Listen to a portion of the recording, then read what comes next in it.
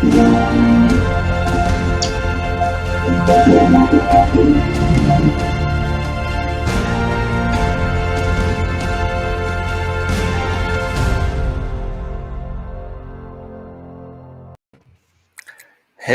everyone. Welcome to Stop the FOMO. Our special guest today is John Riformato and Robert Zone of Value Electronics.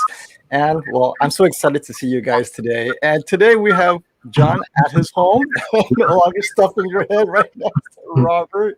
How are you guys doing today? Doing good. Yes, all is great, and was very happy to be with you today. Thank you again for inviting me. I'm so thrilled to have you guys here, and without a doubt, having you guys on is definitely one of the highlights of the program. And speaking of program, I wanted to make sure that everyone got caught up with what we're doing today, which is now that both Robert and John has had a chance for the last month, not just to look at these TVs, but calibrate hundreds, tens, thousands of the A90J and the LG C1. I think we have a strong sense of not just what the A90J is, but what the LG C1 is.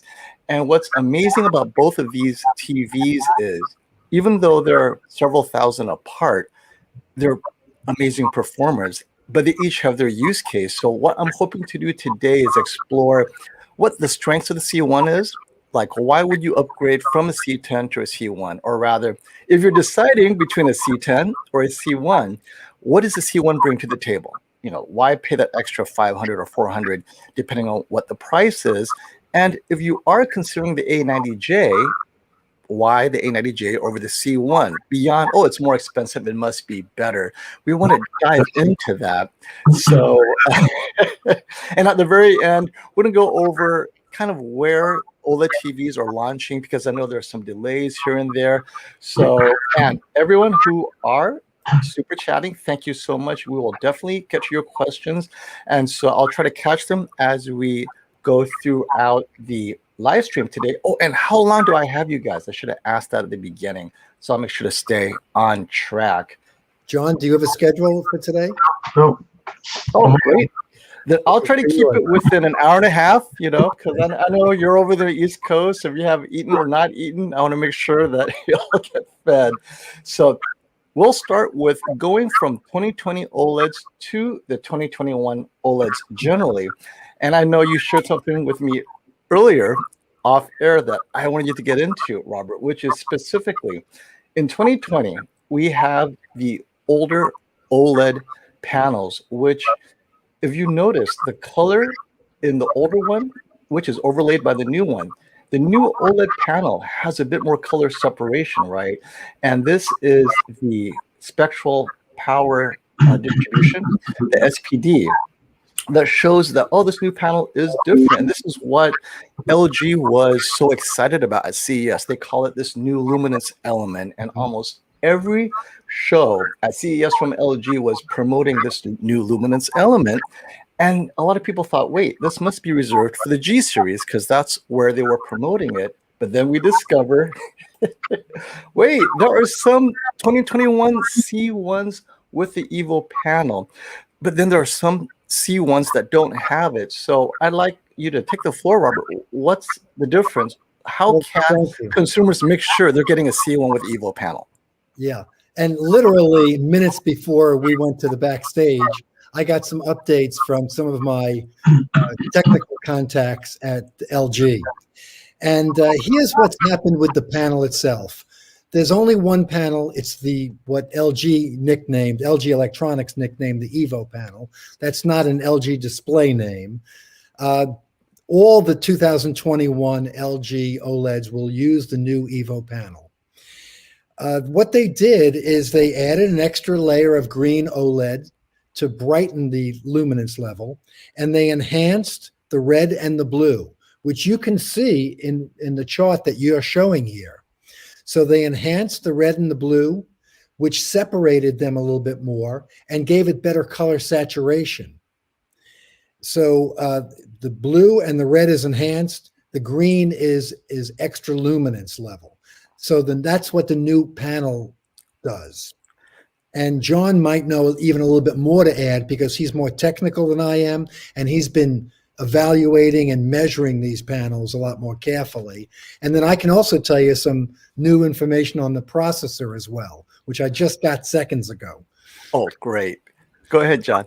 Yeah, so, I mean, I think Robert said it pretty much. And we haven't, we've only seen the new Evo panels on all the Sonys and the LGs. We haven't seen any of the older. And I think Vincent Tio said, and I talked to some of my friends who are in the UK, and I believe that the older panels are pretty much on the C1s with the white back, which may be something called a special edition. I really don't know. But we haven't seen any of those. And they may be only sold to certain retailers. I'm not really sure. So we've been seeing the same panels. They all look pretty much the same. You know, the screen uniformity varies slightly from panel to panel. I really haven't seen any bad ones. And that's about it. You know, it's as far as the panel is concerned.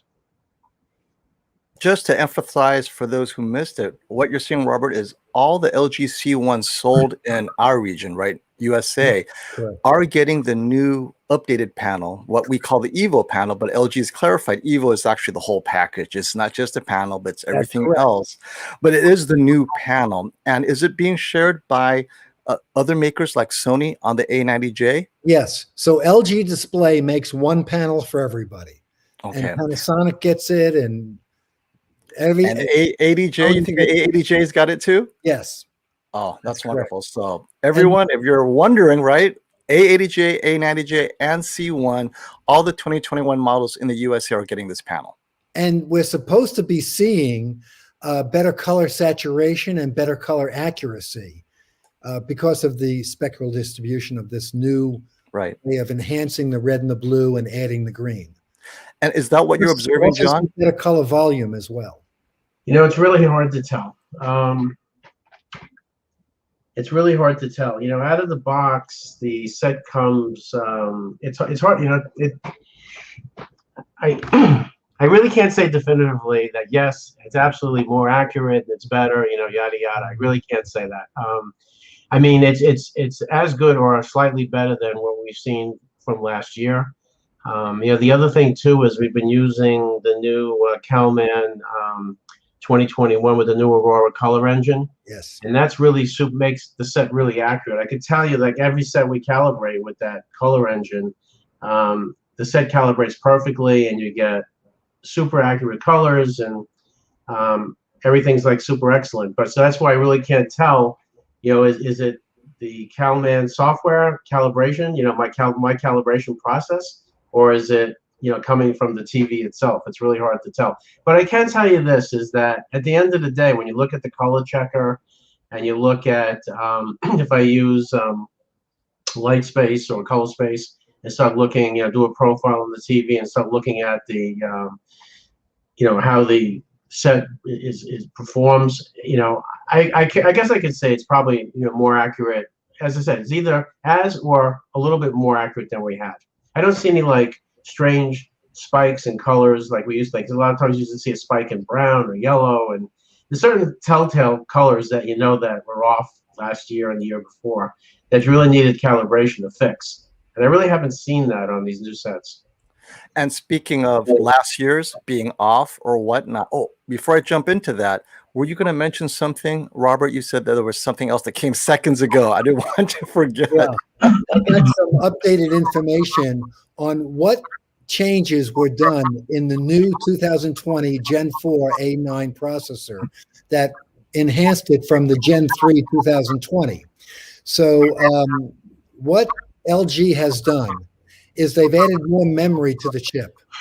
And the extra memory is used for analysis and enhancement of what's on the screen. So if it sees green grass, it says, hey, I know what green grass is supposed to look like. I was taught that. And it has this enhanced artificial intelligence of enhancing and analyzing each scene to look at flesh tones, look at its larger, bigger database of different flesh tones based on your race or your ethnicity, and to reproduce flesh tones more accurately, particularly flesh tones, and the blue sky and the green grass and all this database stuff.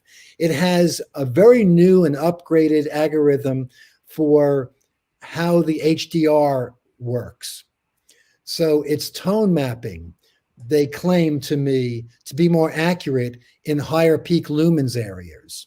So it won't blow out the specular highlights, again, preserving color volume.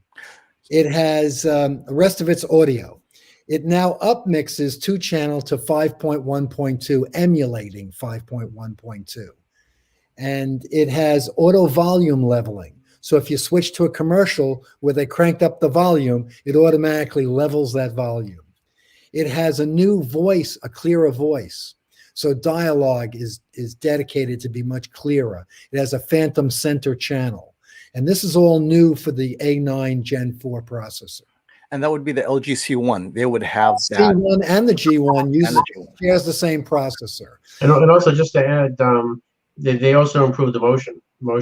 Yes, thank you, John. I was going to ask you guys about that. I'm hearing great things about the new A9 Gen 4 C1 motion processing, especially for cinematic motion. So, okay, well, that is a perfect segue into LG C10, hugely discounted, just under 2,000. The C1's around 2,500 or so. Yes. And many people are asking, if they're so close, what is the C1 bringing to the table? And I know, John, you have seen and have calibrated both sides now. What are you seeing on the LG C1 that draws your attention to say, hey, wow, this is an improvement? Like anything.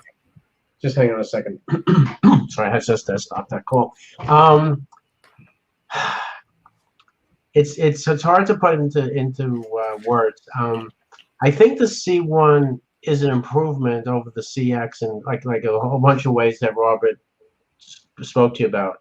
But the problem with the C1 is, and I want Robert, I want you to explain what LG told you, because you Sure, can absolutely. it better. But the C1 has like comes out of the box. It has a near black crush, right?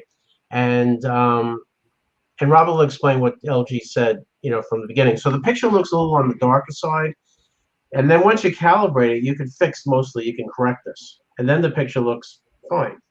And this is the problem where, when you try to get near black details correct, the OLED technology just won't allow that. There's no real magic process where you can get it correct for every single scene, every single movie. So some people come out of black faster, like Sony does, and LG decided that they're going to come out of black slower. Okay. So Robert, why don't you pick it up from there, and then I can continue. Sure. So as John was saying, it's inherent in OLEDs below 5% luminance level stimulus approximately to have a near black problem. LG's method is to dither the pixels a little bit to clean up the near black, and Panasonic and Sony have a different methodology to manage that. As John also alluded to, Sony a little bit comes out of black a little bit faster than it probably should. LG's thought was they want to deliver pure black. The public wants to see that. The OLED is capable of doing it. So they chose the dithering and a little bit of the crushing of the near black shadow detail. This is very minimal. We're splitting hairs, but we are nitpickers and we're enthusiasts, and we split hairs. And little things mean a lot to us. So I'm not maliciously exaggerating. I'm just trying to make the point. LG's position on this is they wanted to show the pure black capability. They don't want to push rushing out of black and raising the blacks. You don't want to raise blacks. So their thought was to just the lowest shadow detail was to crush it so that they can display pure black on screen. The human visual system loves to see that. And as John said, he's able to fix that so that it'll show 1%, 2%, 3%, up to every little step. So he can actually fix that. And LG has no plans to change that, to my understanding. Right. So John, that brings up a great point for a lot of viewers. They're going to say, do I need a calibrator to fix that? Or is it a settings or a service menu? Because obviously it begs the question, if they don't like it, but they want the C1 for whatever reason, gaming, how do they address it without calibration? So what we've seen so far is out of the box, it seems to be crushing the most. And as you use the TV for like between 100 to 200 hours, the crush seems to Yes. get less. And I think why that's happening is because the TV is doing automatic panel refreshes. You know, the panel refresh on the C1 is very aggressive. I've seen, we've opened the TV and it's got like all kinds of screen retention from the factory, and we're ready to reject it. And we say, you know, let's just turn it off and turn it on a couple of times. We've done that. And it does a pretty good job clearing it up. So it's definitely more aggressive than we've ever seen. And so we're thinking that that's what's happening. So after the set's broken in for about 200 hours, it's crushing, but it's really not as bad as when it comes out of the box, which is pretty scary. And like, if you're not going to calibrate, the only way you can mitigate this somewhat, it's not an ideal way to do it, but is to raise the brightness a couple of clicks. You know, well, you don't want to raise the brightness too much. Some people are raising it to 55, 56. You know, I think at the end of the day, after the break-in, most people find you only need to raise it 1 or 2 clicks, and that should fix it. Other than that, you're going to have to calibrate it. I mean, there's really no way around it. It's, you know, it's a workaround, right? You know, whereas Sony, on the other hand, they come out of black. You know, they turn off the white subpixel below a certain point, the same way Panasonic's doing it. And they're coming out of black a little faster. And we could see that, but it's not really that noticeable. I mean, you really have to know what you're looking at to say, oh, this is happening. But, you know, Robin and I were talking about it today, and another way to look at it is, you know, LG's trying their hardest to get the most near black detail as they possibly can with the OLED, given its technical limitations. And, you know, if you're streaming stuff, it's kind of like a fruitless effort because a lot of the near black detail is noise, right? That's right. And that's why it looks crappy, because you're reproducing noise, right? And nothing's going to fix that. If you have a really good Blu-ray or 4K deep movie and stuff on disc, or some high quality stream where it's not bit starved, then this technology will work a little better because you're able to get more of the near black detail on the screen, and people will be able to see that. So it's really like, it's a give and take. It's a double-edged sword, you know. So like, for instance, if you're watching Netflix, or you have bit starved content, the Sony and Panasonic solution will look better. If you have really high quality content, the LG solution will look better. Yes. Yeah, you can't have both. Interesting. I wanted to add a little comment there because you brought up a very good point about bit starved. The near black has very little bits in it. Right. So it is naturally and bit starved by its creators. So there isn't a lot there to work with to begin with. Yeah. So, but again, a lot of times when you're looking at streaming, you're trying to reproduce noise, right? In a way, right. There's not a lot of content there, and that's the issue. And that's why it looks like crap, no matter what you do. You know. So then that takes us back to this comparison. Is the LG C10 coming out of black faster than the C1? So the C1 slowed it down. So those who find it maybe too dark or just don't want to deal with it, if they get the C10, more likely than not, it's just a bit more raised quickly out of black. Is that a fair?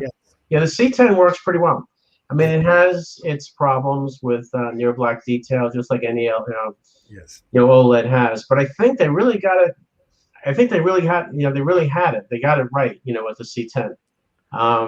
But again, it depends, if you're watching content or if you're gaming, right? Right. And depending on what content you're watching, And I think with the C10, it's not 100%, right? So there's going to be times where you get near black flashing, or maybe some game is not going to look right or whatever. Right. Where here on the C1, they have a different algorithm that makes those anomalies or those corner cases come out less. So. Well, that takes us to a lot of people asking, okay, what about? We know the peak brightness is very similar, but then in real content, are you seeing a difference watching HDR movies and the like?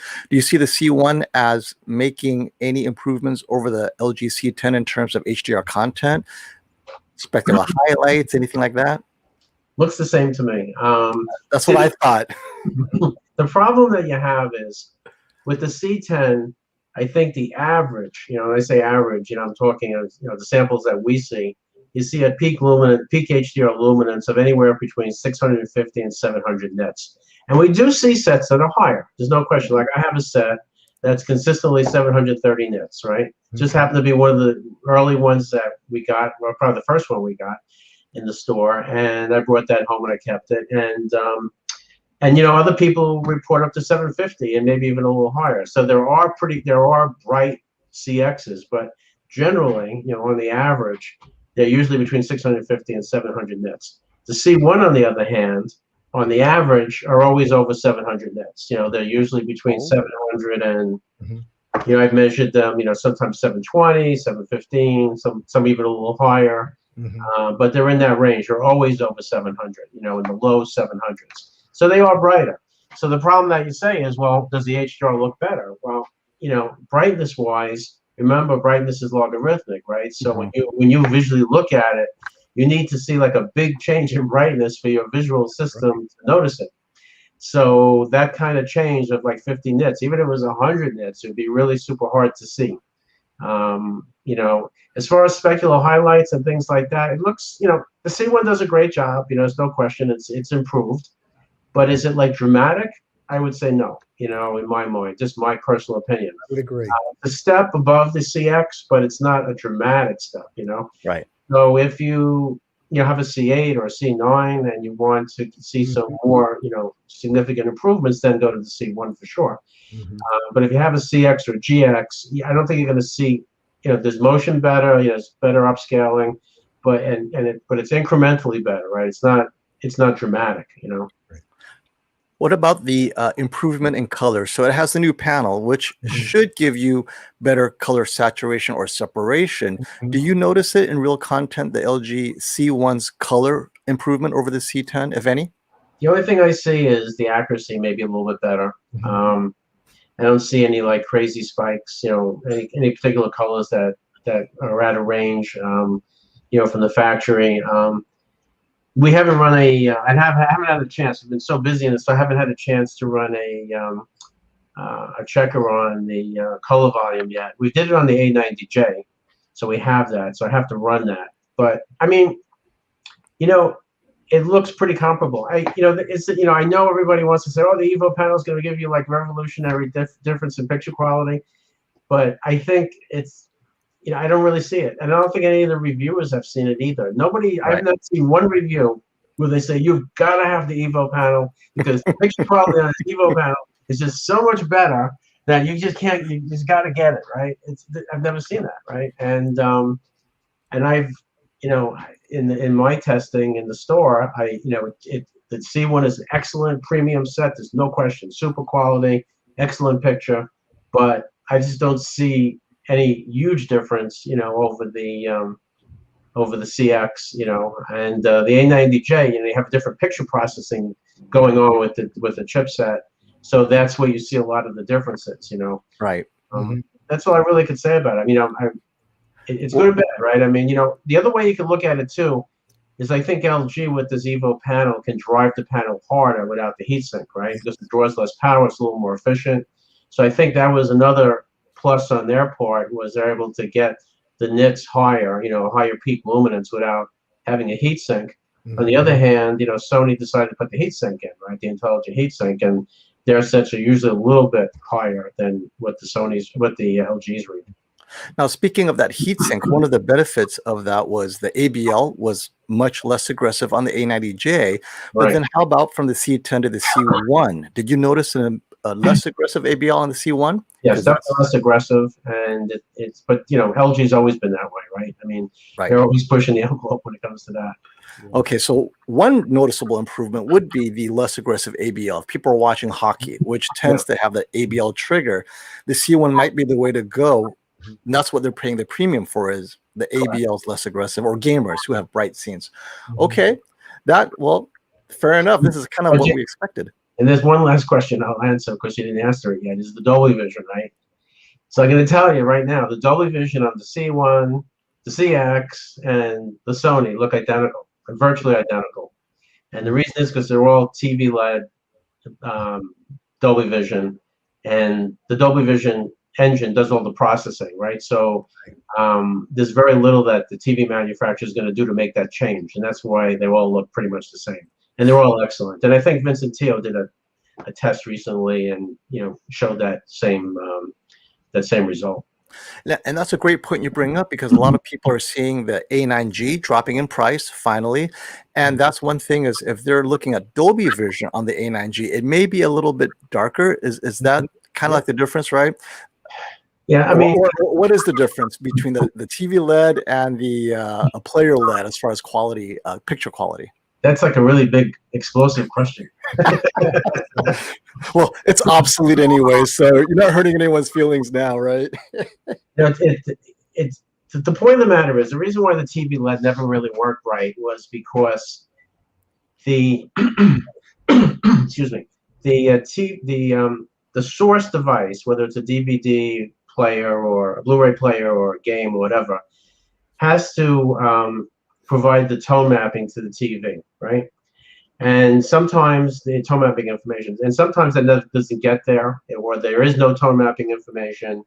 There's a whole bunch of different issues. And then the second part is that the TV really knows what its peak luminance is. It knows what its capabilities are, so to speak, quote unquote. It knows how it's tone mapping, right? So with TV LED, it's always going to be more accurate. It's always going to be more true to life, because the TV has all these parameters, right? So it can then, and you can also calibrate it, because you're calibrating the TV, right? You're not calibrating the source device. So the TV LED's always going to be better.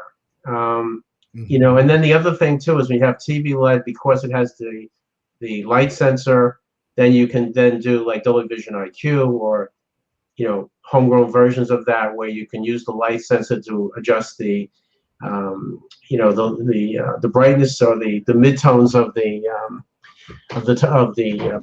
screen, of the tone mapping, to make the picture appear brighter. And you can't do any of that stuff with player LED.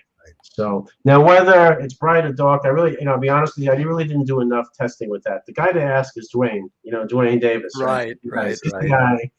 And Vincent Teo, they all did all this great, all this testing to see which is better or worse. But at the end of the day, TV LED's always going to be better for all the reasons I stated. And right now, all the sets, it looks almost identical. When I put them side by side with the same content, it's really hard to tell the difference.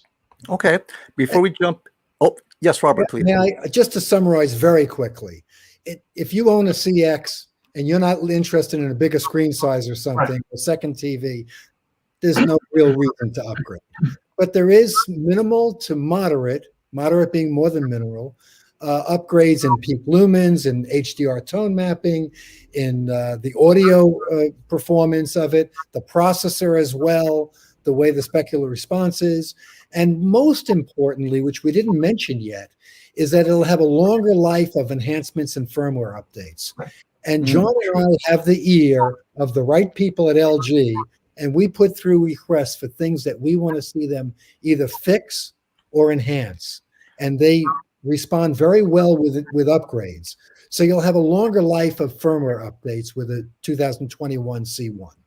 Now, speaking of fixes, I just remembered, I don't know if this is overstated because of the internet being what it is, but the grid pattern DSC. I know you guys are hearing it left and right, especially you, John. Yes. Now, you've seen enough TVs, C10 and now the C1s, just on a numbers basis. Is the grid that prevalent, or it's just another DSC that you have to deal with that's not any worse this year than last year's vertical banding issue?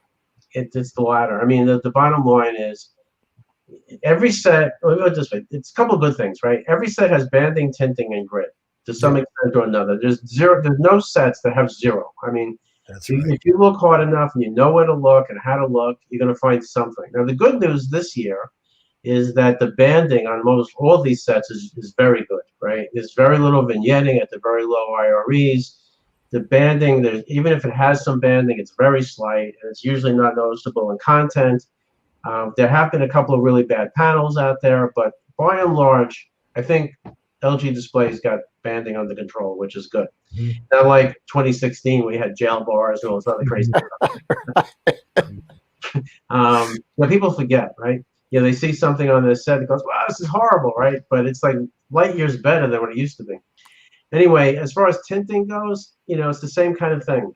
We see tinting to all kinds of extremes, right?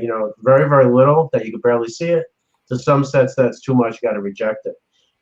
So that's, I wouldn't say that's gotten better. That's pretty much status quo. Every year has their own tinting issue. Some Right. I don't even want to go into it, but it's always a problem, and there's never going to get around it. I think it's just the way it is. Now the grid on the other hand, I know Robert's opened some sets, and you look at it and go, wow, this is like no good, right? Boom, back in the box, gotta go. Really? Yeah, but other sets. Thank you, Robert. I'm sure that was mine. Not yours. But other sets, if you look hard enough, you'll see it. Yes. And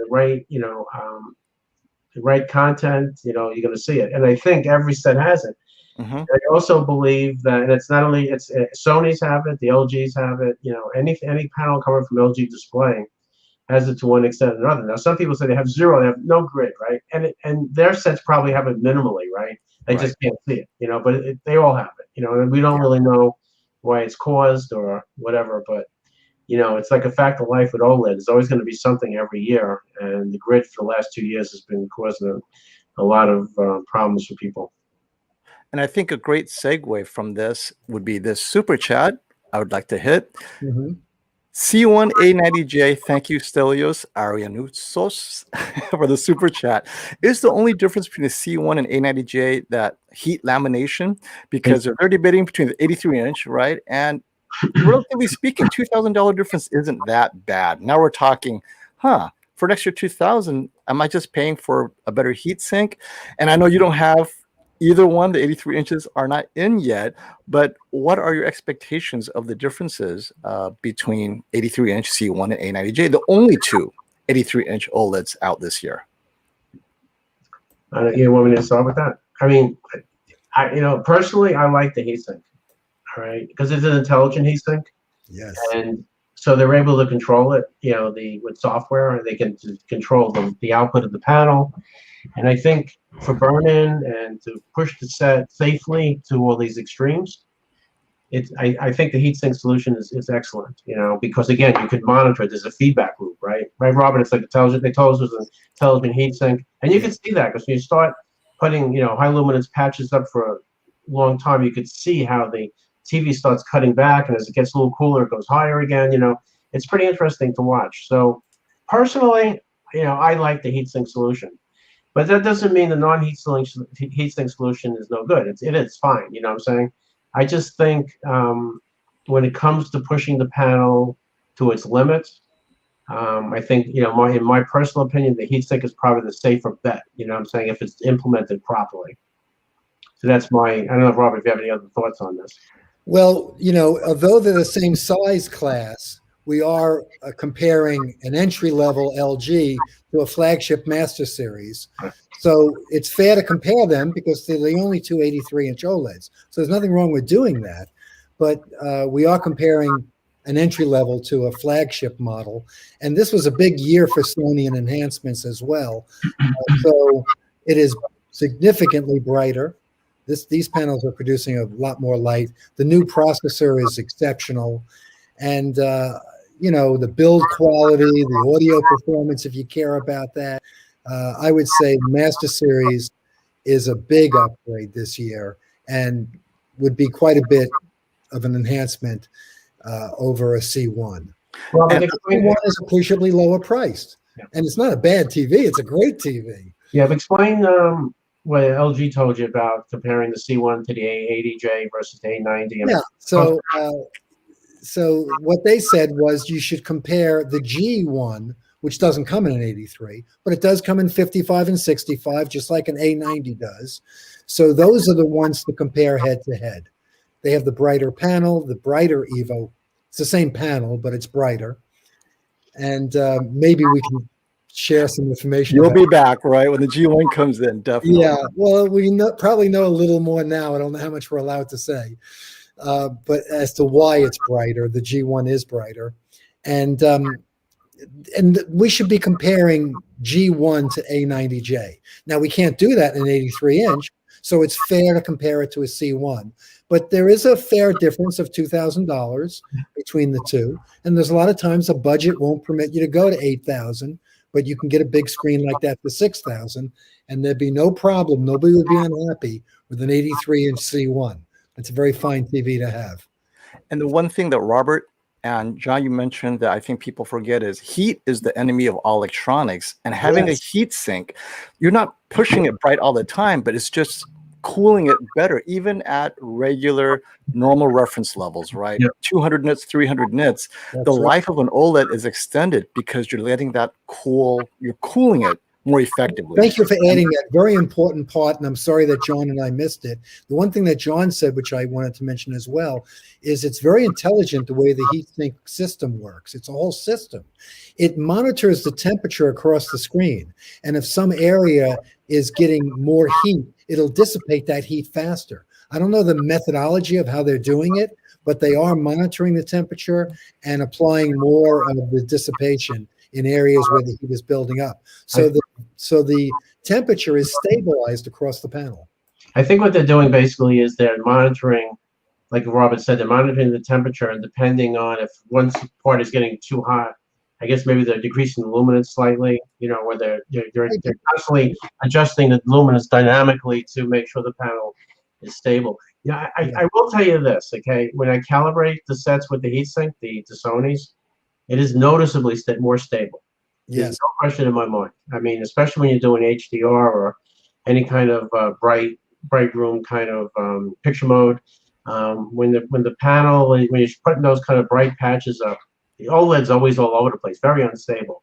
But what's refreshing now is what's good is with the heatsink, it's noticeably stable, more stable than without it. And that's all really good because it's easier to calibrate. And I think the results come out better as well. So there's a lot of, I mean, this heatsink stuff, Panasonic's been doing for a while, but we really haven't had those sets in the United States. And now that we have the Sony that has a heatsink, we're able to actually see it, you know, and use it and come up, you know, with our own, you know, thoughts on it, you know, versus other people. So I think it's a good idea, you know, if it's, you know, too big. Agreed. Yeah. And I'd like to thank many of the super chats. Brian, Whisper Status, thank you for dropping by. Thank you for that super chat. And Buddy, another usual and regular, thank you so much. And Tech Med, Rainer Richter, he's always here. Thank you for your support, fellas. And one quick question from an ABS forum regular, Keep It Classy Tech. He said he had Vincent had issues, 4K 120, Sony HDR on the A90J. Another reason to choose LG for gaming. I think we've mentioned that LG really is focused on gaming, and it's a use case issue where if you're considering a gaming TV, get an LG, C10, C1, whatever. They really focused on it. Is that your belief as well, Robert and John? Yes. I mean, there's nothing, that whole problem has nothing to do with the panel, right? That has to do with, you know, how they're processing, and there's no question LG is like top, you know, #1 with the gaming features, no question. Absolutely. And I'd like to jump into our next topic real quick here. Okay, you're convinced they want to get a C1, and then we just talk about, wait, the A9G has more stable, I guess because of the cooler, it stays bright longer. It doesn't go back to its darker, normal, I guess, the normal luminance. So when you say it's stable, John, can you go into detail as an example? Like, what do you mean? Because a lot of people are hearing like, well, wait, does that mean my TV is unstable? So we don't want to scare them off either, but what exactly does that mean? Well, you know, when you, with the OLED, right, you know, the brighter the picture, the more luminance, especially in HDR, the hotter the screen's going to get. And over time, as it gets hotter and hotter and hotter, the brightness goes higher, right? And then when it cools off, it goes lower. So for a given amount of drive on a specific area on the screen, you know, as I said, as it gets hotter, it's going to look brighter, you know, and vice versa. So, you know, to your eye, when you're watching content, I don't think you'll be able to detect this unless you have these magic eyes, right? But what I meant is, like, I could see the difference in the stability when I'm calibrating, right? Because when I'm calibrating, you know, bright picture modes or HDR or Dolby Vision or whatever I'm doing, I could see that the readings are fairly consistent measurement to measurement instead of swinging all over the place depending on what I'm doing. And I believe is now, now that the panel is going to be stable, it's going to give you a better picture quality at the end of the day, whether you can see it or not. The bottom line is the picture, the colors, the brightness, the ABL, all that, change in what you're viewing is going to be relatively content. It's going to be more truer to what the content, to the source content, versus being changed in some way, some shape, somehow because the panel's heating up too much or whatever. Right. Staying at a constant temperature. So it's not something you're really going to say, oh, that's unstable TV, right? You're not going to see that, right? But the bottom line is the picture quality at the end of the day, especially when you're splitting hairs, should be better on a more stable panel because you can calibrate it more accurately. And then at the end of the day, the picture quality should be more stable. And you bring up a good point because I know it affects me when I'm doing these comparisons. The minute I put pause, if I don't capture that luminance within 3 seconds, it drops 200 nits. Like, oh, I got to do this all over again. So is that what you mean? Is like if you stop a scene and there's a specular highlight, you got maybe 1 or 2 seconds to enjoy that pause, but then it's going to drop, right? But then in a transient scene where it's moving, frame to frame, it doesn't look like it's unstable, but if you pause it or super slow it, it may kind of drop in brightness, right? Is that the kind of stability you're talking about? That's part of it. I mean, you have to look at it this way, right? There's a million variables, right? So when content's playing, there's a lot of different things happening, that you can't physically measure and point out each specific thing. It's just all the different things as a whole create what you want, that creates the picture quality that you're going to be seeing, right? And if you remove one of those variables, right, or reduce one of the variables, which is stability, heat stability, the picture, you either lessen that variable or remove that variable, then the picture will be a little bit better. So it's all these different things. Makes sense. And this is part of Jacob Marley's comment. Thank you, Jacob, for that. His journey has gone from R635, the X900H, X950H, and finally got the A8H.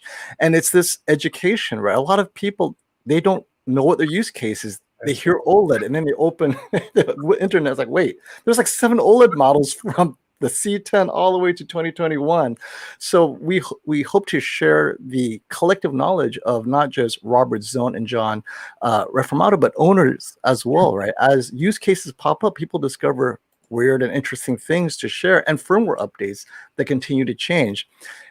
Now, unfortunately, we don't get Panasonics, but do you guys have any insight as to the differences between the Sony Heatsink and the Panasonic Heatsink? Any secret advice or anything? Because I don't know anything about the Panasonic. We have not seen one of those sets. That's unfortunate. But I want to point out one other thing. Okay, that we didn't mention in the talking about stability. Although the Sony and the Panasonic have the heatsink, right? I think where LG was coming from was they were saying is with their Evo panel being it draws less power, and they could drive it harder, it's going to be more stable even without the heatsink, just because of that. Okay, so that was their thoughts on it, right? So I just want to point out is that the Evo panel without the heatsink isn't unstable. It's good, right? It's better, right? But I think you have to look at each manufacturer's technical, direction on what they think is best, right? And I think LG really, from what I can hear, from what Robert tells me, and from what I can measure, and with the TV, I think they believe it's a more efficient panel. They could drive it harder, won't get as hot, and it'll be more stable. Whereas Sony said, okay, I'm going to take that and I'm going to knock it up one more notch by putting the heatsink in to make it even more stable, right? That's just their direction. Now, there's no right or wrong, right? It's just different direction, different solutions to a problem. So if I could summarize, because people who may have a budget for A90J, but they don't necessarily know if they need it or not.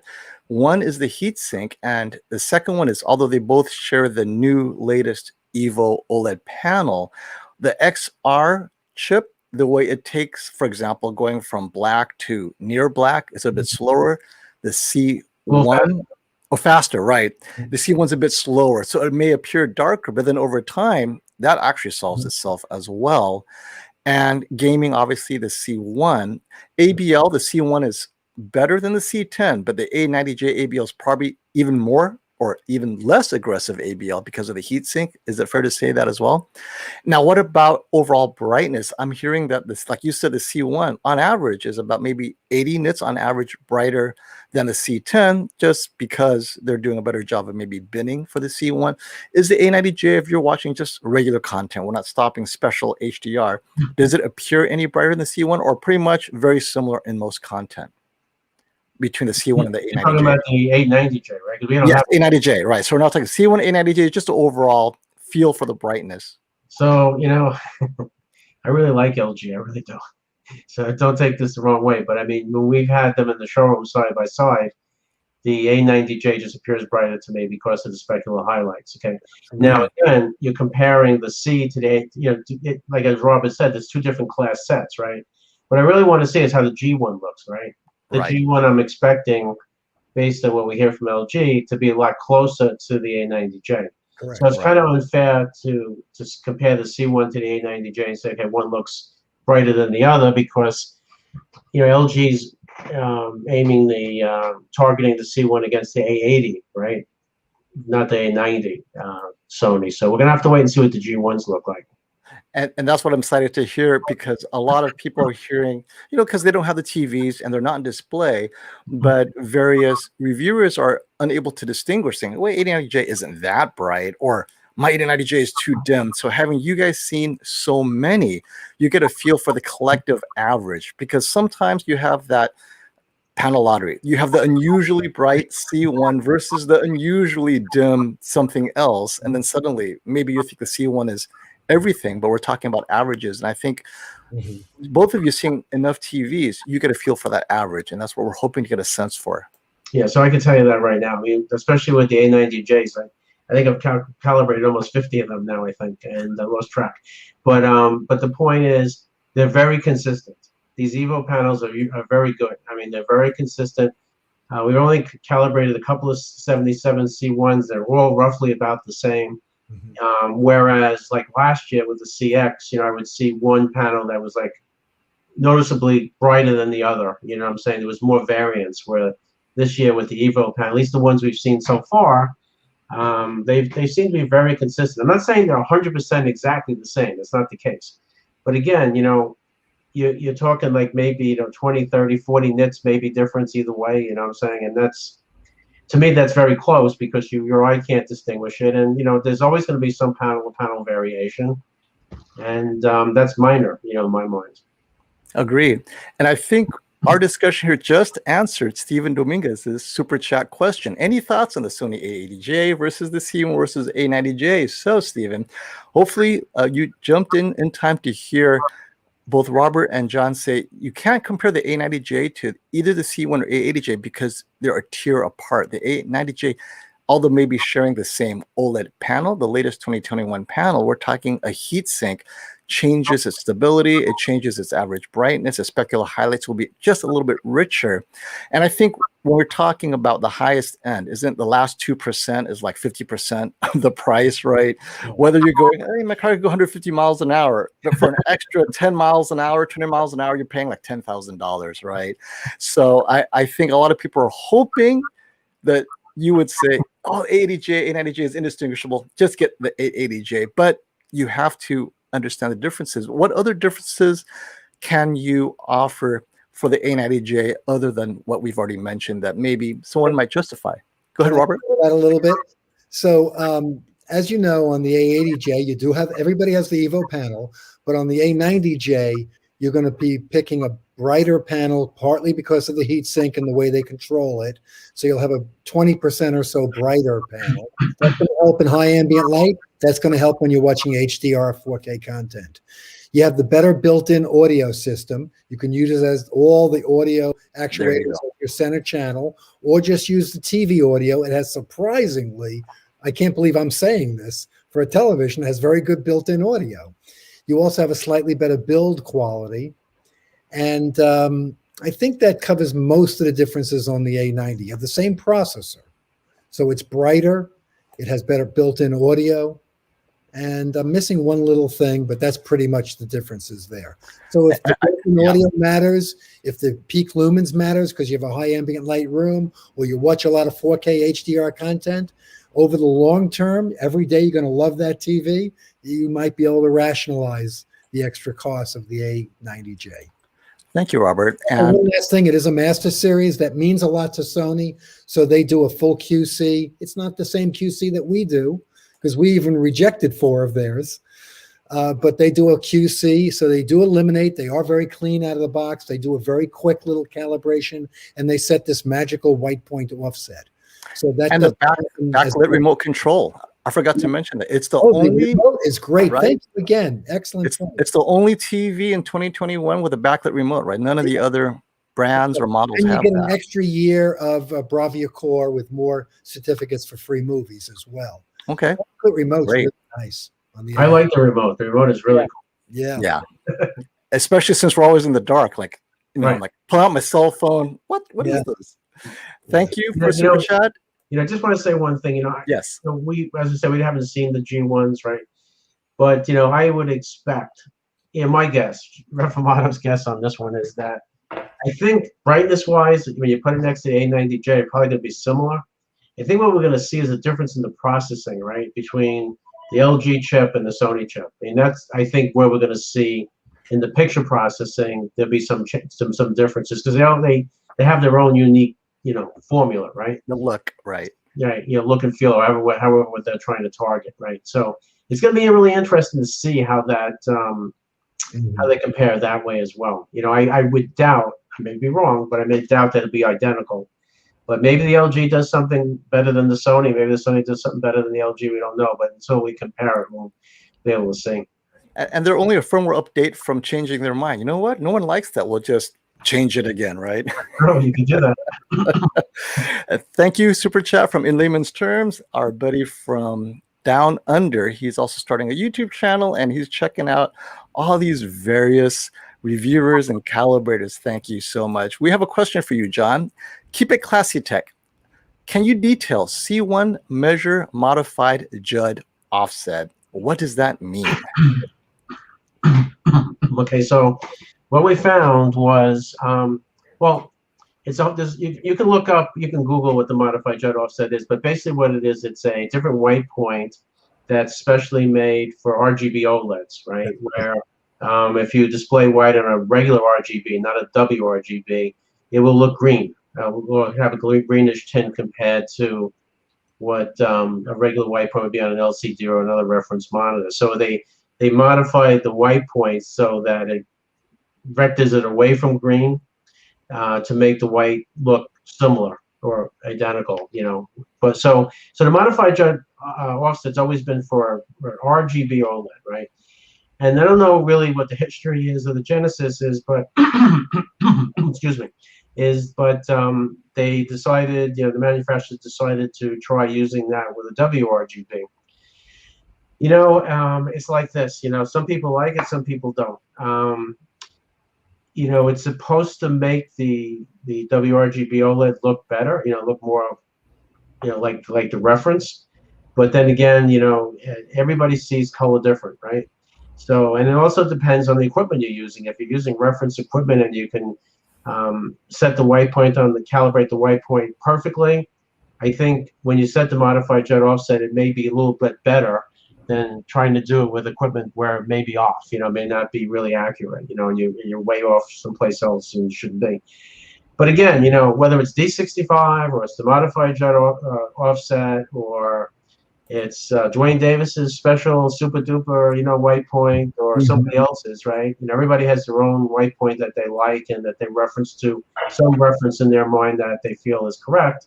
This is a big question. Now, the thing that I will tell you, which is more relevant, I think, than trying to figure out which white point is better, because everybody has their own favorite. There's no right or wrong. It just depends on what you feel is true or white. Is that the LG, believe it or not, is coming from the factory. At least the 77 C1s that we got so far are coming from the factory with the modified Judd offset. So it's calibrated that way at the factory. Now, it's not a problem for us because, when we calibrate the LG, we're recreating the 3D lot. So we can set it to any place we want, right? We can put it back to D65. The Sony, as you know, the Master Series, it comes from the factory that way as well. So, you know, when you go into Robert's showroom, when you're looking at all the TVs and your tongue is hanging out and, you know, everything looks great, you're looking all at modified Judd offset white points, right? You know, you don't realize that, but they're all that way. So, you know, it's a big topic. You know, I'm not an expert on it. I could just explain, you know, what it is. And, you know, at the end of the day, you know, if I set something, if I take the Sony and I set it up with the modified Judd offset, compare that to D65 with my equipment, is it the same? No. I could see the difference, right? But is it like really big difference? Can like the average user really see it? Probably not. You know?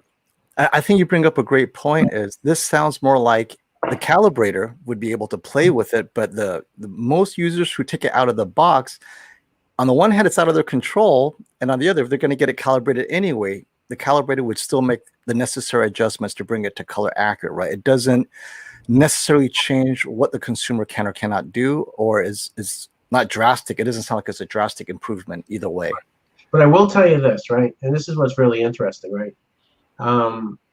You know, some of my pro calibrator friends, I talk to them about this. You know, sometimes we put the meter on the TV out of the box. We're looking at the what we see, and we go, "Wow, how could the meters at the factory be that far off? It's impossible, right?"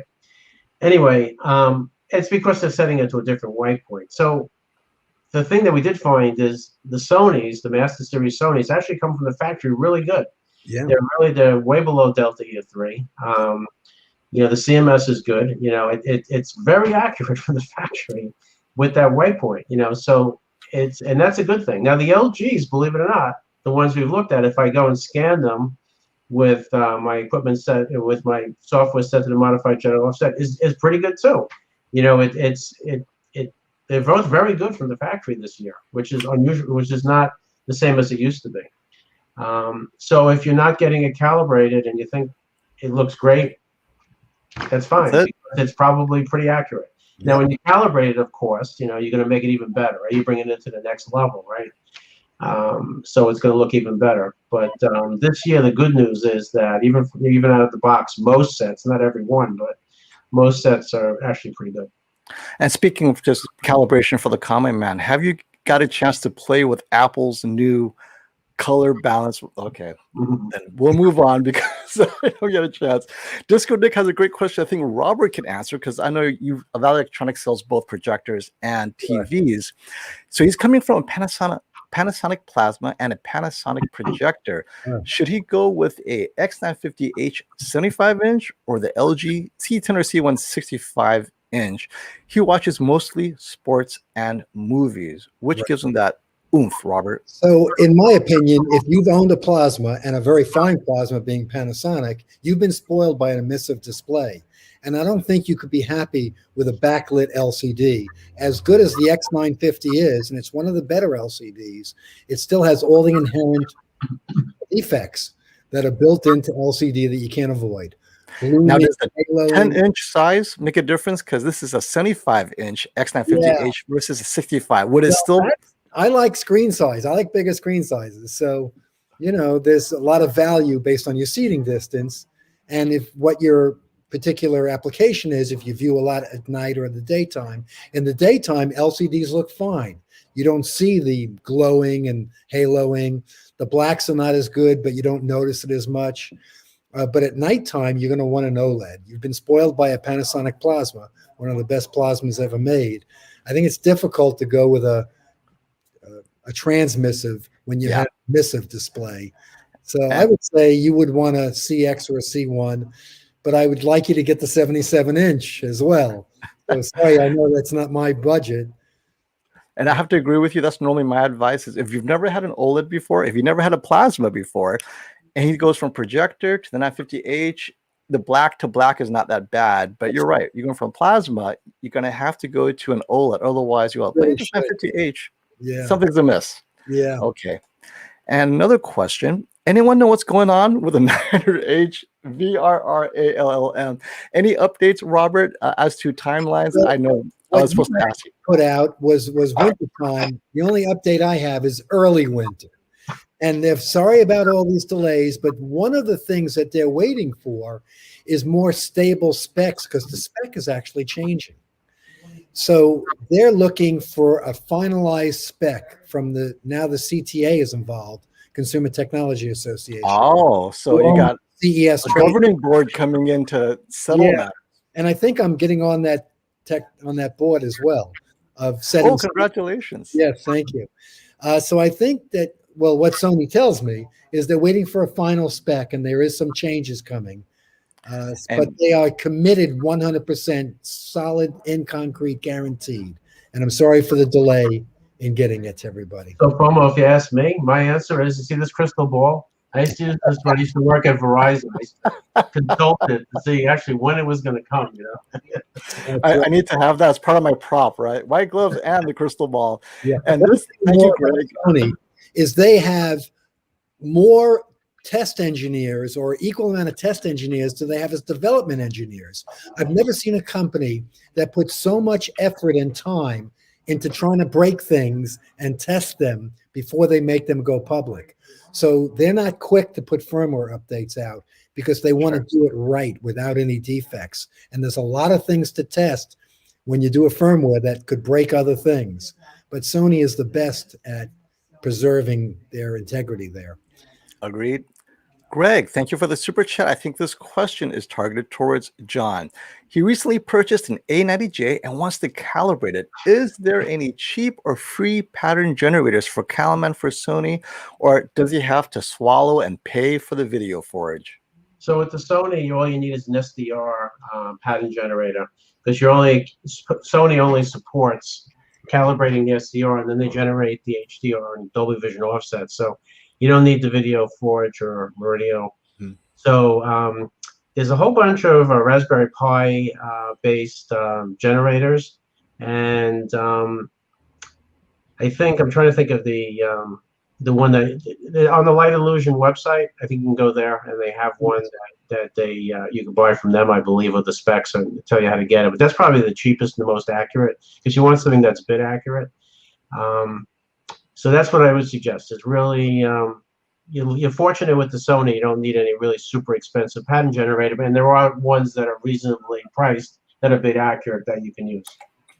And can we use patterns from a disc like Spears and Munsell or something?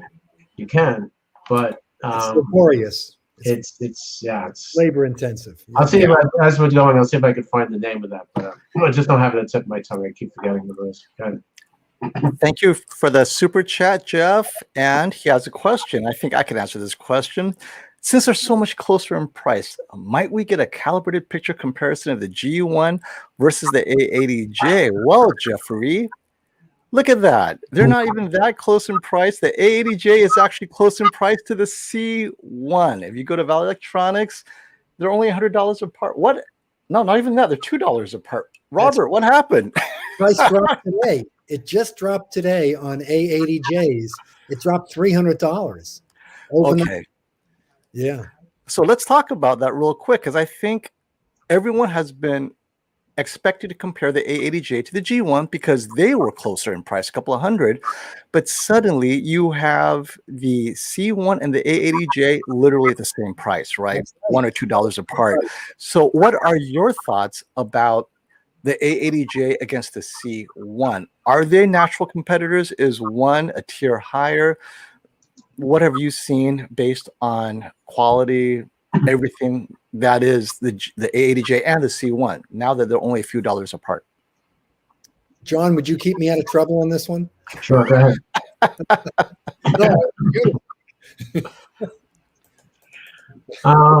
Let me take a look. I was just looking up the. I missed this, but I'll answer this in a second. I just want to mention for the viewers. Yes. The test pattern generator is called a P generator. Yes. And you just Google it or go to Lightspeed Display Calibration's website, and you'll be able to find all the information you want. That's the solution. Okay, let me just see what this question is here.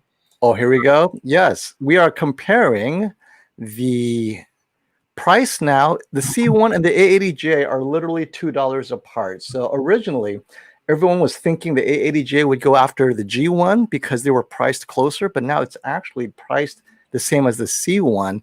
What are your thoughts as, is this a natural comparison for these two models? Is it C1 versus A80J, or is A80J more like the G1? No, I think the A80J is going to be is targeted. It's targeted against the C1, right, Robert? That's what they told us, right? And that's what we would expect. And the A90J is the G1. the same class as the A90J. The G1 is the same class as the A90J. So you really can't compare the G1 to the A80J. I don't think it's going to. You know, there'll be. I'm sure the G1 will be better in some different ways. Yep. So Jeff, your pricing was yesterday's pricing. Today they're only $2 apart. Thank you, Mohammed, for the super chat. Oh, IMAX Enhanced. So tell us about IMAX Enhanced on any of these TVs. Do some of them have it? Do they all have it? What are you seeing differently, John or Robert? The IMAX Enhanced is on all the Sonys, right? Yes. And I don't really know a lot about the genesis of this particular picture mode. I could tell you that once you calibrate your Expert 1 and Expert 2, it uses one of those calibrated picture modes. It just has some enhanced features that are turned on the Sony, like you know, dynamic contrast and other kind of stuff to make the picture look more dynamic. You know, but I believe that if you have an IMAX Enhanced source video, that it's supposed to make it look better. I just don't. Do you know anything about it, Robert? I'm not really sure. Well, most, if not all, or most anyway, Bravia Core movies from Columbia and from Sony Pictures is IMAX Enhanced. Right, also, but also DTS as well. Right, but are they sending any special data? Well, I believe that there is some metadata as well that triggers something in the TV, but there's no particular standards that are different. It's just that they claim that they grade the film and finish the film at a higher standard. Okay. I don't know if that's marketing puff or what. We'll have to compare. Yes, we will. You bet. Thank you, David, for the super chat. Does the C1 do 4K 120 Hertz and Dolby Vision at the same time? Or is it like Sony, where you have to choose 4K 120 or Dolby Vision, but you're on 4K 60? And I'm assuming he's talking about gaming, right? Yeah. So the C1 does do 4K 120 and Dolby Vision, right? Yeah, that's correct. Yes. Right. So Sony still is lacking Dolby Vision with 4K 120. It's either one or the other. That's correct. So sorry. I don't know if that's what you want to hear. Are there any games in Dolby Vision 4K 120? Not yet. Okay. Not yet. Xbox Series X has announced that they will be supporting Dolby Vision gaming, but there are no titles out. We're hoping to hear something by the end of the year, but who knows, right? And maybe Sony will have their upgrade at that time as well. Yeah, absolutely. You never know. Oh, motion. We forgot to talk about motion. So the A90J motion, it's Sony motion. It's always been pretty good. Has everyone else caught up, John or Robert? I mean, are you noticing any differences now in 2021 between the various OLEDs from the C1 up to the A90J? I can tell you this much. LG has definitely caught up to Sony. Okay. They used to be really lagging, right? And they've done an excellent job, and they've really caught up. And that's my overall high-level opinion, right? But the problem that you have is everybody is, again, sensitive to motion. It has different sensitivity to motion, right? So, you know, it really depends on what you like. I think the motion processing on both TVs is very good, and is as good as it's probably going to get. And some people don't like any motion processing. They just like it, you know, with it all turned off. I will tell you, and again, Vincent talked about this as well in his latest video, I think, and I've always seen this, it's always been evident, is that on the Sony at least, that there's always motion processing going on in the background. Even though it may be slight, there's always some processing going on, even when everything's turned off in the user menu. You know, there's no better or worse. There's nothing that's really revolutionary, significantly better or worse than the other, in my opinion. And Pocket Monkey Cat, thank you for the super chat, which really is a continuation of our last discussion now that they're the same price. Not sure why we're ignoring the A80J, but can we compare the C1 to the A80J? 65-inch are the same price, so which is better? So the A80J has recently been released, so it's not like we are ignoring it, but we're only getting a chance to just seeing it now, right, Robert? You just got it into your store. But from what you guys are seeing, what are the minor differences. What are you seeing? Because there's no heat sink. They both use similar Evo panels. What's their identity difference that you guys are seeing? We don't have any yet, right? They're going to be here Wednesday, by the way. Oh, Wednesday. So we'll get those impressions. The A80J. A80J. It does have that XR processor that's very highly acclaimed. So come back next week or in 2 weeks, let's right? Again, because then we can put them side by side at the same viewing height, and we can really do a careful evaluation with test patterns and content that we know, and we can answer that definitively. So that kind of brings. I just want to say one thing. Somebody, a lot of people, I'm looking at the comments, they always say, well, so everybody says that this TV is brighter than the other one and all this kind of thing. I got to say one thing. When you measure these sets, you have to do it correctly. There's only like 3 people that most people know of, like Dwayne Davis, Vincent, Theo, and myself, that really you can rely on our readings. You know what I'm saying? A lot of times we see readings from other reviewers, and I'm not saying they're wrong, okay, but sometimes they don't seem right to us. You know what I'm saying? We're measuring one thing and they see something else. I will tell you that a lot has to do with if the set's broken in or not. It has to do with how what content was playing before. So what's the temperature of the panel? It depends on whether they use the reference spectro to measure it, right? Or they use a colorimeter. There's all these different variables which will make these readings vary. So I'm not saying anybody's doing anything wrong, but there's really no set standard to do it. I will tell you that the 3 of us, at least, we usually have sets that have been broken in. We all have spectros, and we all measure pretty much the same way, right? So we get similar readings. So so we get these sets in the store, and some of my colleagues get their sets, retail sets that they can measure. You really can't say one's better than the other because we just don't know. So this kind of brings exactly what you're saying. So keep it classy at the follow-up. So the modified jet offset, if RTINGS is not calibrating to the right white point, would it be off enough to result in the poor measurements? I haven't seen their measurements personally, but assuming it's poor, is that partly to explain if they didn't reset their white point to match the jet offset? That's correct. If you measure the set, if you measure a Sony Master Series set like the A90J with D65 and CalMan or whatever software you're using, it's going to look pretty inaccurate, because you're not measuring the same white point. And that's the reason why you see that. The minute, and again, I see a lot of these reviewers, right? And it's great. It's I got a set that's almost perfect out of the box, and either they switched it to the Judd offset or something, because it can't possibly be right? If the coming from the factory one way and you're measuring a different way, how can it be right? So that's why I always take I'm not trying to criticize any of the reviewers. It's just there aren't any real standards for everything, and I think different people have different processes, and they report measurements using different processes. And that leads to variation between what some people say, Absolutely.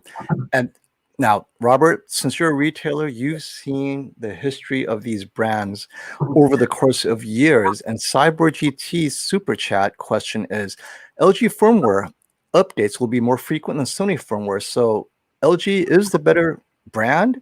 If there's a problem, LG will fix it with a firmware update quicker than Sony. Now, you have context, Robert. Is this generally what you're seeing as a trend? LG kind of addresses things faster? Both John and I work very closely with Sony's product management, engineering staff as well, and LG as well. And we ask for a lot of things to enhance and fix things that we see. I see maybe LG in some cases to be faster, but I don't see Sony taking their time at fixing things either. In fact, they've had 3 firmware updates in the 2 months that the A9G has been out. So A90J? A9J. A90J. So they've been very fast to fix things. And LG is as well. I think they're both more responsive than most other companies. They both are. Sony is sometimes a little bit slower because everything goes through their legal department. Everything is thoroughly tested by a large group of test engineers. So they are a little slower at times. But they're never ignoring us in any way on things that we bring up, and we see them fixing things and responding very positively and appreciative of our feedback on things to be enhanced and fixed. Both of these companies are very good at that. Fair enough. And also companies, I won't mention any names. Yeah, we've had LG call us call me several times. Yeah. Want to know about different things. Since we see so many sets, they'll call and verify. It all, I used to work in I used to do software development, and it really kind of depends. Is when you produce a product, is the more testing generally, right? You'll have less bugs, right? And That's the less right. firmware changes you'll need to make. And the converse is true. If the less testing, the more bugs you'll have, and the more firmware. So you really can't go by saying that, okay, one company's sending out more firmware, so that's better than a company that sends out less firmware. They're both, like Robert said, they're both doing an excellent job trying to be responsive and to get the best possible product out to everybody. And those are the two best companies to be responsive to fix things. Yeah. The two premier companies. I agree. And I see that, well, LG's focus is in the gaming features, and it shows. Yes. And they make an attempt to say, look, we are the best gaming TV. Sony has never said they're the best gaming TV. However, they're very proud of their cinematic reputation. So I noticed that when they fix things, it's shadow detail, the dark levels, right? The things that movie enthusiasts love is what Sony is looking at. And, they each have their use case. So I see them separating their focus. And that's fine because they each have their identity. Now, Robert, I think you can answer this. A90J already has amazing sound, but would you recommend a soundbar to enhance it or leave it as is? He's coming from a movie gaming family. What do you think, Robert? Yeah. A90J has the best TV audio I've ever heard, up until maybe when Pioneer Elites had those two side speakers that was so good. The audio is very excellent, but with all respect, you don't know what you're missing by not having an external audio system that will give you a even more immersive experience. So I like matching very good audio for movie watching. It's more theatrical. So you'll get a much more immersive experience with more speakers and upfiring Dolby Atmos. It's a different experience, and you'll have better audio fidelity also. Yeah, that makes sense to me. Yeah. Now, both John and Robert, you guys touch a lot of TVs. You're opening, you're doing QC, and afterwards, you got to clean off the fingerprints. Amphion wants to ask, microfiber cloth, is it safe to wipe dust off an OLED screen? What are your recommendations? Because you have people buying $30,000 8K OLEDs, and when you're doing QC, what are you cleaning with? That's not a paper towel. Robert needs to answer this question. Yeah. Help a guy out. We don't use any cleaning solutions. We use a very clean, soft microfiber cloth. When it's stubborn and as needed, we will breathe some hot air onto it. Rarely we would use distilled water. We don't use any cleaning materials. Did you say no distilled water either, or do you use distilled water? On a rare occasion, warm distilled water, not tap water. Okay. It has all these elements in it. And we don't use any cleaning solutions, even if they're for eyeglasses or for TVs. We don't use any of those. And we will use hot, moist air at times as well. How do you generate the hot, moist air? Did you say from your breath, or do you have my breath? That's what I do. Did you call John in? John, are you free? We need your Calibrator's breath. Robert is bottling that breath. You can order it when you order the TV. It comes with a bottle of hot breath. That's our next project. A clean microfiber soft cloth will get rid of most everything. Agreed. Yeah. And my recommendation is Zeiss sells very good microfiber for like $5,000 camera lenses on Amazon. Yep. That's what you get, and it's Zeiss brand. It's not expensive. Get the largest one you can get. It's like $8. Totally worth it. That's cool. You bet. Michael McGeehee asks, thank you for the super chat. Thoughts of the LG OLED next year? Will it catch up to the A90J in brightness? And don't want to have FOMO buying this year, only to find out it's suddenly brighter next year. So buy the C1 this year, or wait until 2022 for the C2, right? Now, the A90J has a heat sink. Unless the C1 gets a heat sink, it cannot catch up to the A90J in brightness, right? I mean, I think so, right? It's not possible, right? Well, unless something changes in the panel, and then if it changes, then Sony will get that change as well. So, you can always. It's like the crystal ball theory I was telling you before. You can always say, "Well, I'll wait till next year." Every year that comes up, there's always uniformity issues. There's no magic year where everything's going to be perfect. It's just the nature of the technology, and unless they change the way they make these OLED panels, I don't think we're going to see any revolutionary kind of changes. Agreed. Soon, Even the C9 in most scenes, I'm sure they look so similar to the C1. You got to pull out these special scenes that look different, but most scenes, the C9 and the C1 probably look almost identical. Steven has a great question. Upscaling, I think. A80J versus C1, Blu-ray disc and 4K UH discs only. So Blu-ray is like 1080p, 4K UHD.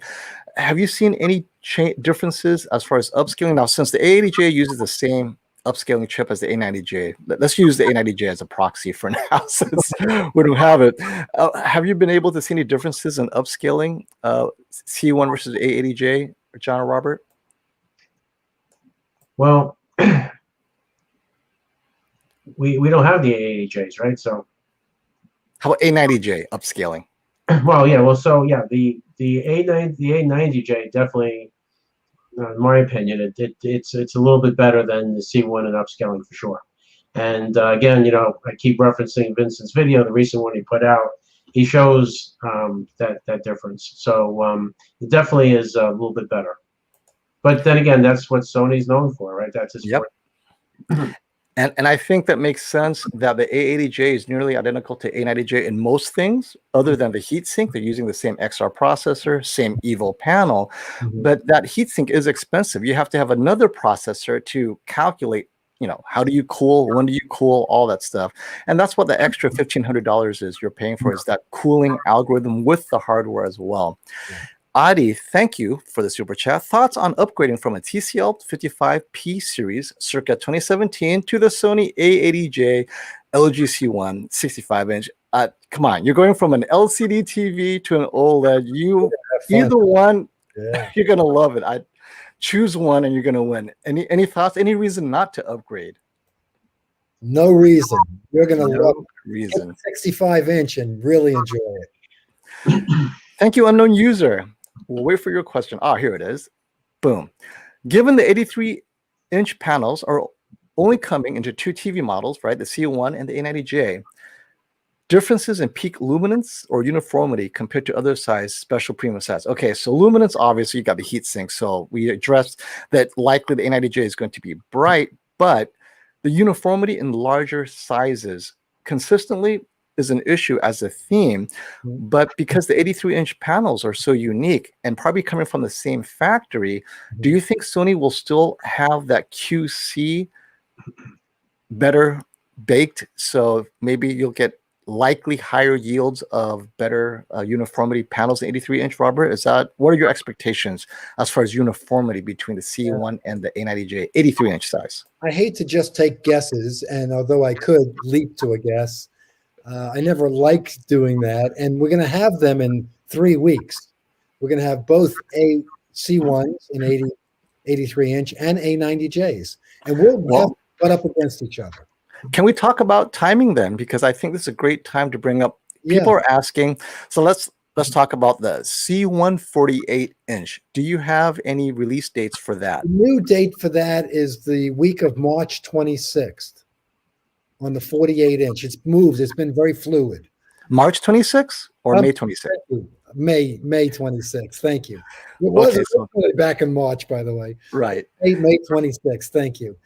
And what are the screen? What other TV? Well, the next release people are going to be asking for is this one, the 83-inch sizes, either the C1 or the A90J 83-inch. Do you have any dates for those?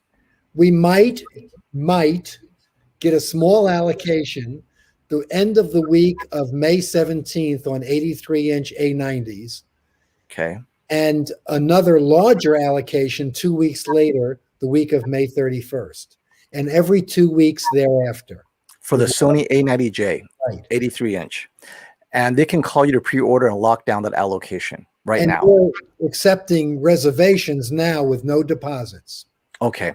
What about the C1 83-inch if they want to save $2,000? We're going to start shipping them the week of May 31st. Oh, so the end of May is a large 83-inch month. Yes, it is. And that's when we're going to compare them as well. You'll have both of them in your studio or in your shop, right? We will. I'd love to see how bright they get. You bet. So I went and I bought some extra sunscreen. So I can calibrate them without getting. Well, you know what, Robert? I was going to ask you, now that you have an 83-inch 4K TV, a lot of people are going to ask, what about that 8K, 80 odd inches? Now, do you see this 8K difference? So maybe YouTube sources. Do you have 8K sources you're going to compare the two? Because yes, I'm sure Brian Whisperstats is going to come by and see those differences. Yes. So we have some content that came from Europe. We have YouTube. I have an 8K camera that I borrow every once in a while from my friends at shop. And we have enough content, and we'll have test patterns from Stacy Spears as well. Right. Yeah, we'll have test patterns and content galore. And we'll watch the up conversion because a lot of 4K and 1080p will be up converted. So the processing is very important on these 8K TVs. And speaking of these wonderful flagships, when can we expect A90J quality at $2,000? Thank you, Logan. Now, see, in 2019, Master Series was very expensive. And since then, it's come down a little bit, but not a lot. What are you seeing as far as price trends? Do you see Master Series coming down to $2,000 anytime soon? Maybe even a 55-inch? Well, if it would be anything close to that, it would be a 55-inch. And the Black Friday, the very end of November, is the lowest price of the year for televisions. But it's so hard to predict because it's based on supply and demand. It's based on competition. Right. I think it would be difficult to predict 2,000, and certainly really lower than that. Well, speaking of Master Series affordable, isn't there a 48-inch? How much is that going for now? The 2020 Master Series 48-inch to $14.99. There you go. From technically, that could be A90J quality, right? It doesn't have the heatsink, but right. And that is an A9S. Yes. S for small. Thank you, Steve, for the super chat. Is there a new panel technology coming in the near future that will not use LCD or OLED technology? I could answer confidently, no. Unless you're buying a micro LED for $150,000, but there's nothing between micro LED and OLED that, when you say near future in the next 2 or 3 years, I don't see it. And QD OLED, possibly, but there's nothing official, right? So unless, there's something out there I don't know. QD OLED is supposed to be coming sometime, and that is technically different, but we're not getting any real dates or anything like that. Are you hearing anything about QD OLED, Robert or John? Far away, it's going to be high priced, and I would like to see them mature a little bit as well as agreed down. But there is one more technology that very few people know about, and I've worked a lot with it. It's called dual cell LCD. Have you heard of it? Dual cell LCD? Hisense came out with that in Australia, and we're hoping to see it in the USA. That's cool. And we are going to have that in the USA from Hisense. And are you going to be carrying it? That yes. Oh, maybe I should have said that. Oh, I didn't hear it. We'll know about it after this week. Nobody heard that. We'll find out. Okay. Dominic, thank you. Question is too long. Coming right up. Okay. We'll find it. Okay. And Bat Tech, thank you for the super chat. Z9D, upgrade to QN90A. Thoughts? Z9D for a second bedroom. Last firmware for Z9D was 2020. Like you guys are saying, Sony, they're supporting the Z9D in 2020. Yeah. And it's from 2016. So yes, Sony does support their TVs for a while. Yeah. Well, Robert, you've carried the Z9D at one time and the QN90A. And what are your thoughts? What do you think of that upgrade? I obviously think it's an awesome upgrade, but you tell us. Well, the Z9D was one of the best LCD TVs ever made. Other than it being a backlight master drive with lots of local dimming zones and tons of LEDs, was the only year they ever did this. They individually controlled each LED, and they dimmed each LED within the zone. So it wasn't just the whole zone going up and down. That's a great TV. But the QN90A, we all love that TV also. In fact, we did a podcast with them. That's a pretty nice. That's a mini LED. Samsung did a good job there. It's my favorite Samsung. I think it took them a while, but they did it with this Q90. It took them a couple of false starts, right? But yeah. Oh, here's Dominic's question. Could you ask LG if they could develop a second dynamic tone mapping algorithm that does not raise dark scenes like the old ones, so they can catch up to Sony Panasonic for HDR in a dark room? Now, does the C1 have this problem? Did they address it with the C1? Are you seeing this, Robert or John? You know, tone mapping is really, let me put it this way. Sony, you can't turn the tone mapping off. They have their dynamic tone mapping on all the time. That's right. And this is you have different options for this year. With LG, you can either turn dynamic tone mapping on or off. What tends to happen with LG, sometimes it gets full, then it'll blow out some of the highlights. So a lot of people feel that turning it off if you're calibrating is more accurate, and it probably is in most cases. I don't know if LG's making any changes. I mean, they believe what they have right now is probably optimal, and that's it. And that was one of the 6 advantages of the A9 Gen 4 processor There that you go. engineers just told me about minutes before our meeting, is that they've redid the HDR optimizer, the way it drives the panel. So I think John and I should look at that a little bit. We haven't looked at it carefully enough. So there you go, Dominic. Maybe LG did listen and they did something to catch up, so we'll know. It's different.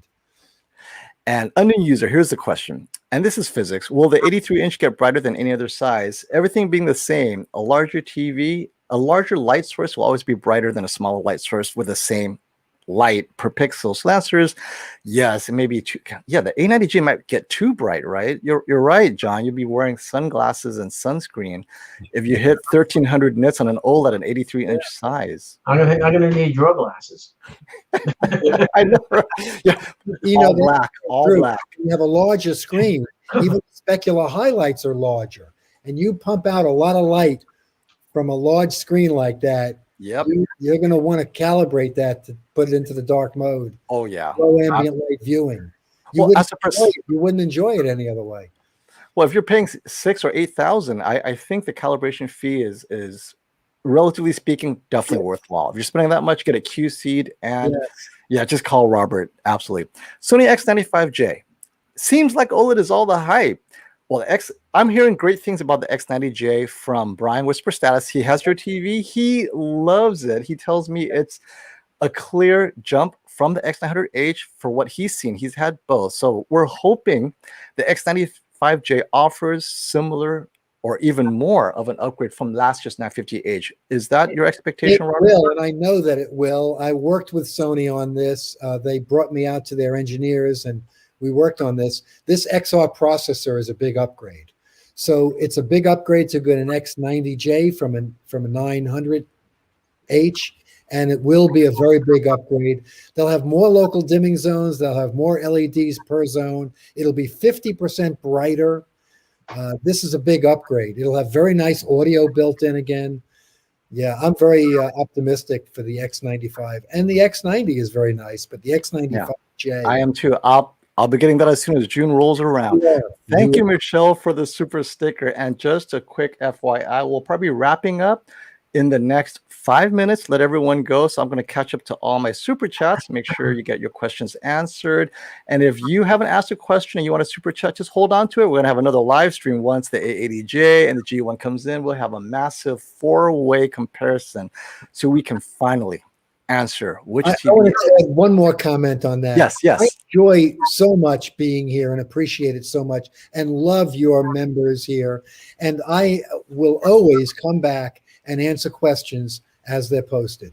So I'll always be available. I'll always answer questions, and certainly available by phone or email. But I'm going to continue to follow up and answer questions that I can help with. And on occasion, as needed, I ask John to either help me or to jump in and answer questions as well. And so I'd like to support this channel. Well, definitely have to follow up on that because, first of all, these programs, these live streams is not either sponsored or paid or endorsed. It's me calling up Robert and John saying, hey, you guys free? I mean, they have all these questions and they're so technical, and you guys have seen hundreds of these TVs. Can you make time for me? So I'm working on your schedule, and it's a privilege for me to have you on. And I get my TVs from you, so I wouldn't endorse your Value Electronics if I didn't get it myself. All my TVs are calibrated and QC'd with you. And because I like the experience, I share my experience with others. But definitely having you on, I have to thank you for making the time for me. Because look at John. I don't know if he had dinner yet. He's sitting there. He's like hungry. So thank you so much for making time for our viewers. Christopher Taylor, thank you for the super chat. 85-inch H900. Will the black level hold up with larger size? That's an interesting question. So if he's looking at the 900H, and 900H isn't known for its black, but if it gets larger, does the black get worse? I mean, if it's already a little lifted, does it get even worse? It's depending on how many dimming zones they have, right? Yes. Well, they give you a proportional larger amount of dimming zones with the larger screen. I don't know if it's exactly proportional. I think we'll have to test them to answer. But in theory, it should maintain the same minimum luminance level and peak luminance level because it's engineered with more local dimming zones. The more local dimming zones not only help with black, but they give you more light output because they have more LEDs. Here's a wonderful question by Will Anderson. I'm sure you get this a lot, Robert. A 77-inch A80J calibrated or an 83-inch A90J, but he's got no money left for calibration. Which would you encourage him to go for? Calibrated A80J? An 83-inch A90J. That's not upset with because out of the box is so close anyway. You want him to have that experience, right? Yeah, and I want him to have the brighter screen, and I want him to have the larger screen. John, do you want to comment on that as well? I agree. Okay, thank you. Yeah, that's what I thought. Okay. Thank you, Jags, for this super chat. Worth me upgrading from a 55-inch A9F. Also, here's a good one. So A9F was the OLED before the A9G, before it made its I say yes because you're getting larger. That's the easy way out. What are your thoughts? Well, you're also getting the brighter and you're getting the new processor. Please, John, sorry. The A9F was a great set. I had one of those, and they were really, really, really good. And but there's no question the like Robert said, the new processor and obviously the larger screen size, it's going to look a lot better. Yes. And this next comment is actually an observation that Brian Whisper Status made while at Value Electronics.